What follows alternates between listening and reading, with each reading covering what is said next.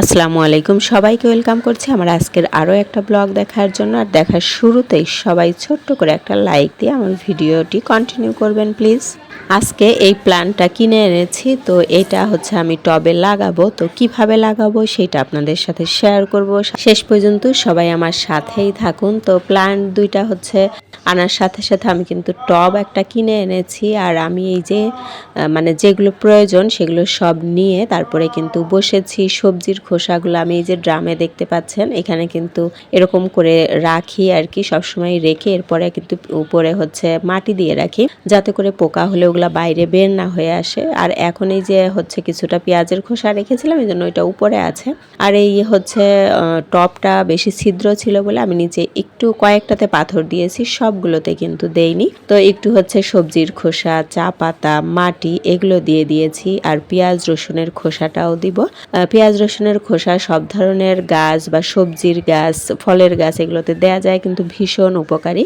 তো এরপরে কিন্তু আমি কিছুটা ছাই দিয়ে দিচ্ছি। আর যে ডিমের খোসা একটা প্যাকেটের মধ্যে করে একটা পাথর বা শিল দিয়ে একটু বাড়ি দিয়ে এরকম গুঁড়া করে নেই। আমি ব্লেন্ডারে করি না, ব্লেন্ডারে করলে একটু ঝামেলা হয়। তো কেউ যদি চান তাহলে কিন্তু ব্লেন্ডারে করা যেতে পারে, তো আমি আর করি না, এরকমই গুঁড়া গুঁড়া করে তারপরে কিন্তু দেই। তো এখন আবারও কিন্তু মানে একবার এক একটা লেয়ার দিচ্ছি আমি, এই আর কি। তো যেগুলা পচানো ছিল সেগুলোও কিন্তু অনেকটা আমি দিয়েছি, ওগুলো আমি অন্যান্য গাছেও ইউজ করব। আর হচ্ছে একদম লাস্ট স্টেজে কিন্তু এই যে পুরা মাটিটা দিয়ে দিব। তো তার আগে হচ্ছে আমি গাছটা এই যে দিয়ে দিব, গাছ দিয়ে এরপরে বাকি মাটিগুলো আমি হচ্ছে দিয়ে গাছটা এখন ফাইনালি হচ্ছে লাগিয়ে নিব। উপরের লেয়ারে কিন্তু আর কিছুই যোগ করব না, জাস্ট মাটি। আর যে ছাই ব্যবহার করেছি আমি, ছাই কিন্তু মাটিকে আরো পরিশুদ্ধ করে, এটাও ভীষণ উপকারী। তো গাছটা হচ্ছে রেডি হয়ে গিয়েছে। এখন কিন্তু আমি এই যে চলে এসেছি আমার পেঁপে গাছে। পেঁপে গাছের শিকড় থেকে একটু দূরে মানে চারপাশ থেকে হচ্ছে মাটিগুলো তুলে এরপরে যে সবজির এটা আমি পচিয়েছিলাম, তো সেইটা দিয়ে দিলাম। আসলে এটা পচে কিন্তু ড্রাই হয়ে যাওয়ার কথা, কিন্তু কয়েকদিন ধরে যে এত পরিমাণে বৃষ্টি হচ্ছে, এর মধ্যে বৃষ্টির পানি এসে এরকম ভিজে গিয়েছে। তো ভাবলাম এরকমই দিয়ে দেই, এই জন্য হচ্ছে একটু ছাই দিয়ে দিয়েছি যাতে কিছুটা অ্যাডজাস্ট হয়। এখন কিন্তু এই যে ডিমের খোসা, চা পাতা এগুলো সবই দিচ্ছি, দিয়ে যে মাটিগুলো তুলেছিলাম ওইগুলাও দিব। এই যে দেখেন আমার এই মাটির মধ্যে সাদা সাদা যে একটু একটু দেখতে পাচ্ছেন, এগুলো কিন্তু হচ্ছে আমি ডিমের খোসা গুঁড়া করে এরপরে এই মাটিগুলো রেডি করে কিন্তু গাছ লাগিয়েছিলাম। এখন উপরে এই মাটিগুলো আর যতটুকু লাগে ততটুকু উপরে হচ্ছে আমি দিয়ে দিব। এই তো এটাও কিন্তু আমার রেডি হয়ে গিয়েছে। এই যে আমার গাছে কিন্তু অলরেডি মানে পেঁপে ধরার একটা উপক্রম হয়েছে। আর এই গাছটাকে হচ্ছে আমি একটু কয়েক টুকরা করে নিব, এরকম টুকরা টুকরা করে কিন্তু হচ্ছে গাছটা লাগিয়ে দিলে এখান থেকেই কিন্তু আবার চারা বের হবে। আর স্নেক প্ল্যান্ট হচ্ছে লাগাবো, তো স্নেক প্ল্যান্ট কিভাবে একটু ভি শেপে কেটে নিয়েছি। আর ওইগুলো লাগানোর জন্য মাটিটা কিন্তু আমি সেম ভাবে হচ্ছে রেডি করে নিচ্ছি, ছাই, চা পাতা, ডিমের খোসা, সবজির এই খোসাগুলা। এরপরে কিন্তু এই যে মাটি দিয়ে দিয়েছি।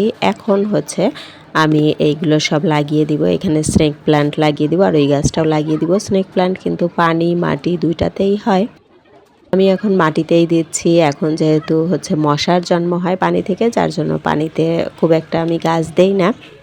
আর এখন এই যে মানি প্ল্যান্ট একটা হচ্ছে একটু ডেকোরেট করব, তো এটাও আপনাদের সাথে শেয়ার করব। প্রথমে হচ্ছে একটা গোল বৃত্ত বানিয়ে নিব, এটা যে কোনো কিছু দিয়ে করা যেতে পারে। তো আমি এখানে বাঁশের যে চাটাইগুলা থাকে সেটা দিয়ে করে নিয়েছি।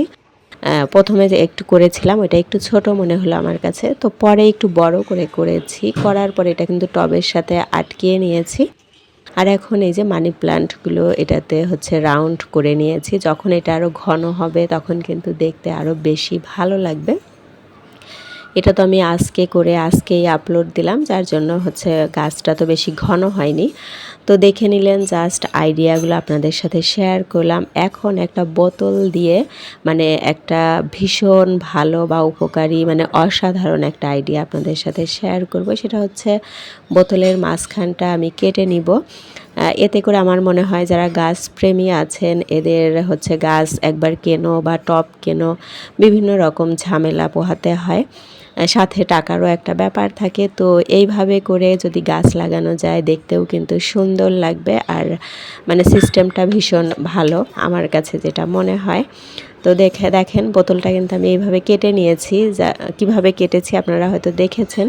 এরপরে কিন্তু মাটি দিয়ে এই যে দুইটা সাইডেই কিন্তু গাছ লাগিয়েছি। এখন এটা আমি কিভাবে হ্যাং করব সেটাও দেখাই। চলে এসেছি বারান্দায়। এটা হচ্ছে গ্রিলের মধ্যে হ্যাং করে দিব, মানে দুই সাইডেই গাছ থাকবে। এতে করে হলো মানে দুইটা করে গাছ লাগানো হলো একই জায়গায়, দেখতেও ভালো লাগে, মানে খুব ভালো লাগে আমার এই আইডিয়াটা বা এই সিস্টেমটা ভীষণ ভালো লেগেছে। তো আপনাদের সাথে শেয়ার করে দিলাম, আশা করি আপনাদের ভালো লাগবে।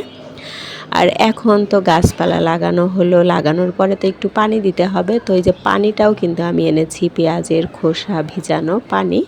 পেঁয়াজের খোসাটা আমরা যখন পেঁয়াজ কাটি সেই খোসাটার সাথে সাথে যারা ফেলে দেন বা সবসময় না জমিয়ে কিছুটা এরকম পানির মধ্যে রেখে এই পানিটা কিন্তু গাছে দেয়া যেতে পারে।